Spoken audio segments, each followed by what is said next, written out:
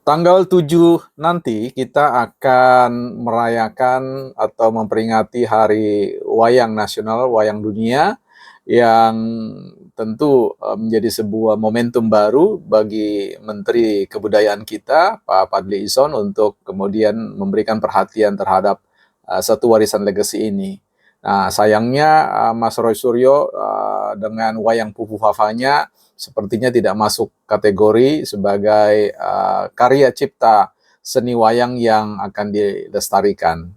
Kita akan bicara tentang persoalan Fufu Fafa kembali, khususnya belum cukup apa yang didengungkan oleh geng Fufu Fafa di DPD, ini kembali di komisi tertentu, di anggota DPR di Senayan mulai menggema kembali soal Fufu Fafa, sehingga menarik untuk memberikan terminologi baru atau konsep baru yang bukan partai politik ajukan, yaitu DPR Papa Fufu ya. Jadi DPR Papa Fufu yang akan dipakai nantinya untuk menghambat atau mendialektikakan pemikiran-pemikiran dari geng Fufu Fafa, dan konsep Papa Fufu ini akan siap untuk dimuati makna-makna yang akan dikontestandingkan. Kita akan bicara di Bukan Partai Politik.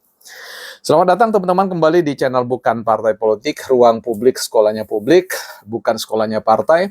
Tempat kita meninggikan argumentasi, bukan suara apalagi emosi. Don't raise our voice, emotional but argument.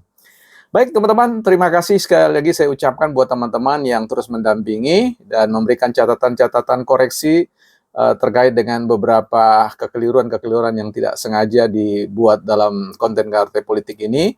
Sejatinya demikianlah ruang dialektika deliberatif ya, saling mengisi, saling mengoreksi, dan saling menguatkan satu dengan yang lain. Baik teman-teman, sebelum kita bicara tentang persoalan konsep baru yang kita mau BPP tawarkan, yaitu atau gunakan nantinya ke depan, yaitu Papa Fufu ya, konsep Papa Fufu atau terminologi Papa Fufu untuk melawan mengkontestandingkan dirinya dengan konsep Fufu Fafa ya. Nah, teman-teman, saya ingatkan kembali ada sebidang tanah di sekitar IKN, ya tidak jauh, sekitar 15 menitan dari IKN, 10 kali 20 dengan hanya 1 juta, Anda bisa menjadi pemilik yang sah untuk tanah tersebut. Nah, tunggu apa?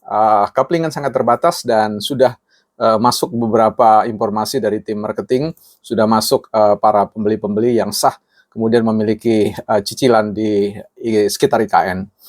Baik, kembali kepada persoalan ini ya, teman-teman bisa di website bukanpartaipolitik.com, di sana ada nomor telepon yang teman-teman bisa hubungi. Baik, kita mau bicara tentang persoalan Fufu Fafa ya. Sekali lagi ada informasi terkait dengan persiapan Hari Wayang Sedunia ya, Hari Wayang Sedunia pada tanggal 7 November ini. Besok, kalau dalam waktu besok ya, saya kira yang menurut saya tidak memasukkan ya, kelihatannya tidak memasukkan wayang Fufu Fafa karya Roy Suryo sebagai salah satu warisan bangsa, karya cipta anak bangsa, apalagi kemudian akan diwariskan kepada dunia ya, karena dipandang tidak memiliki nilai-nilai yang patut untuk dijadikan mengisi benak atau memperkaya pikiran anak cucu kita ya, seperti itu. Nah, yang menarik untuk kita tanggapi sekarang ini adalah sesuatu yang mengherankan ya, anggota DPR yang memanggil Menteri Koperasi Bapak Budi Ari, yang kemudian pada satu kesempatan menikung ya dari tupoksinya, menanyakan sesuatu yang bukan lagi area dari Kementerian Koperasi ya, soal persoalan pemilik akun Fufu Fafa.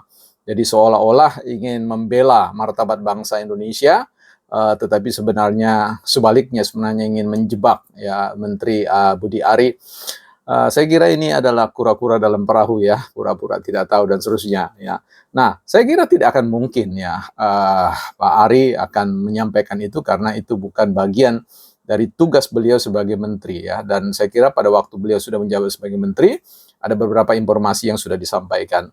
Nah, ini yang kemudian oleh beberapa netizen ini dianggap cukup aneh. Bagaimana seorang anggota DPR yang seharusnya menggali persoalan koperasi, persoalan kesejahteraan masyarakat, kok lari-larinya ujung-ujungnya mempergunakan waktu itu sebagai uh, sebagai apa ya, alat ya, instrumen untuk melemahkan posisi, tentu siapa lagi kalau yang bukan Gibran yang sedang disasar dan sebagainya, yang dianggap selama ini dipersepsi sebagai pemilik akun Fufufafa. Nah, saya kira inilah yang ingin kita berikan pemaknaan terkait dengan kualitas anggota DPR yang macam ini ya, yang jenis ini, yaitu sebagai anggota DPR Papa Fufu ya.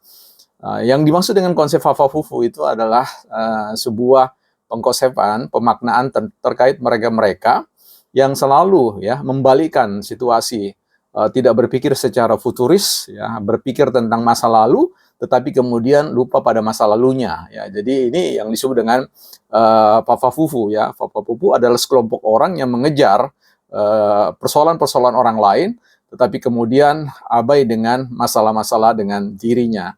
Sehingga kita berharap banyak bahwa orang-orang seperti ini sebenarnya harus memanfaatkan isu-isu yang jauh lebih krusial, isu-isu yang jauh lebih penting dari persoalan itu. Ya, misalkan berbicara tentang korupsi dalam tubuh PDIP, ya harusnya anggota DPR itu mengkritik diri, ya melakukan otokritik terkait dengan beberapa kasus-kasus korupsi yang terjadi di kader-kader Partai Demokrasi Indonesia yang sampai hari ini belum tidak pernah jelas kita tahu tentang persoalannya, sehingga ini bicara tentang martabat bangsa, martabat partai dan sebagainya.